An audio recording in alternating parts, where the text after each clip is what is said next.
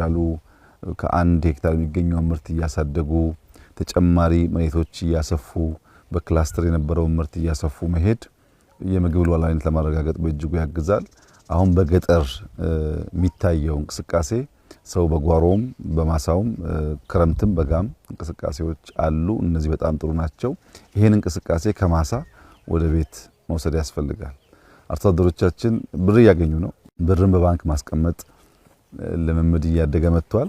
ነገር ግን ቤታቸው አልተቀየረም። ቤታቸው መቀየር አለበት። ለገጠር የሚገባ የቤት አይነት ዲዛይን ተሰርቷል።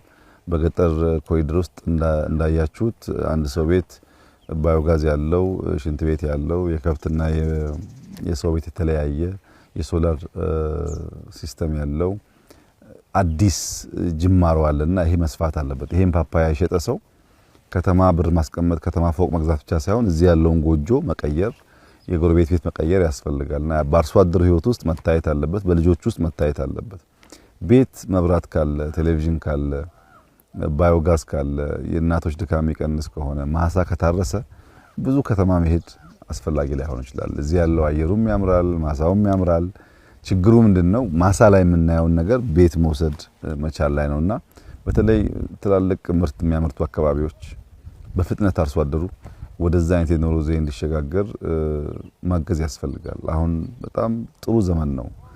ግልጥ ያለ ፖሊሲ አለን። በቅርበት አመራር ለመስጠት ሁሉም ይተጋል፣ ይለፋል። የኤክስቴንሽን ሙያተኞች ከአርሶ አደር ጋር ይውላሉ። የወረዳ ዞን አመራሮች አንዱ የሚታዩት በዚህ ውጤት ነው የሚገመገሙት። እንደ ዋና ስራቸው ይወሰዳል። ይሄን እድል መጠቀም ያስፈልጋል።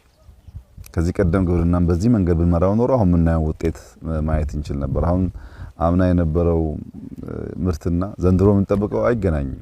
ከ8.5 ሚሊዮን ሄክታር በአቨሬጅ በ40 እንኳን ቢባዛ ምን ያክል ሊገኝ እንደሚችል መገመት ይቻላል። በ35 ቢባዛ ምን ያክል ሊገኝ እንደሚችል መገመት ይቻላል። ከዛ በላይ እንደሚገኝ ይታወቃልና ምርታማነት እያደገ ሲሄድ ገበያ ያረጋጋል፣ ገቢ ይጨምራል፣ ከውጭ የምናስገባቸው ምግቦች ይቀንሳል፣ ወደ ውጭ መላክ አቅማችን ያሳድጋል። ዘርፈ ብዙ ጠቀሜታ ነው ያለው። እንግዲህ ኢትዮጵያ ትቀየራለች፣ ትበለጽጋለች።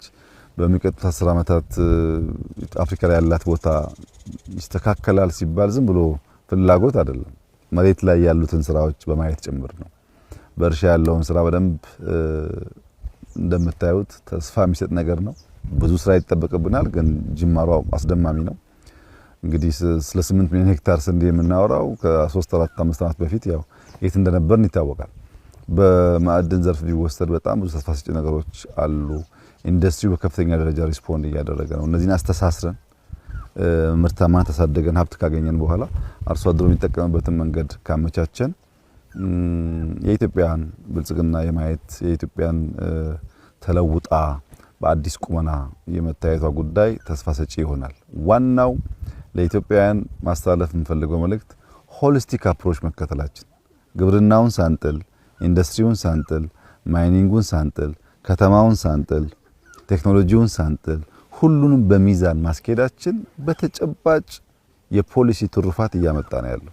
በአንድ ጉዳይ አቴንሽን ሰጥቶ አንደኛው መተው ያ የተሰጠው ጉዳይ ሊያድግ ይችላል፣ የተለየው ደግሞ ይቀራል። የኛ አፕሮች እሱ አይደለም።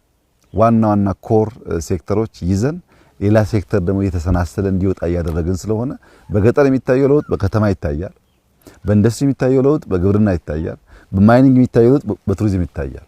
የሚዲያው የሚያስጨሆ ብዙዎች የሚነጋገሩበት ጉዳይ ፓፓያ ሊሆን ይችላል፣ ግን ሙዝም የተሰራ ነው። ሚዲያ የሚያስጨሆ ጉዳይ ቱሪዝም ሊሆን ይችላል፣ ግን ኢንዱስትሪም የተሰራ ነው። እና ተስፋ በብዙ አለ። እንበርታ፣ እንስራ። ለማይረቡ ወሬዎች ተላልፈን አንሰጥ። ካልባሌ ጉዳይ ወጥተን በስራ በትጋት ብቻ ውጤት ለማምጣት እንጣር። ያልሰራ አይብላ ነው የሚባለውና ካልደከምን የሚመጣ ነገር የለም። በስራ ብቻ የምንቀይረው ሀገራችን ማንንም ይቀይርልን የለም። የምንቀይረው እኛ ነን። የምንቀይረው ደግሞ በልፋትና በስራ ነው። ያንን ነገር የጀመርን ይመስለኛል። እንግዲህ ይሄን ማስቀጠል ከቻል ውጤታማ እንደምንሆን ተስፋ አደርጋለሁ። ባየሁት ነገር ደስ ብሎኛል። እንበርታ፣ እንስራ ማለት እወዳለሁ። አመሰግናለሁ።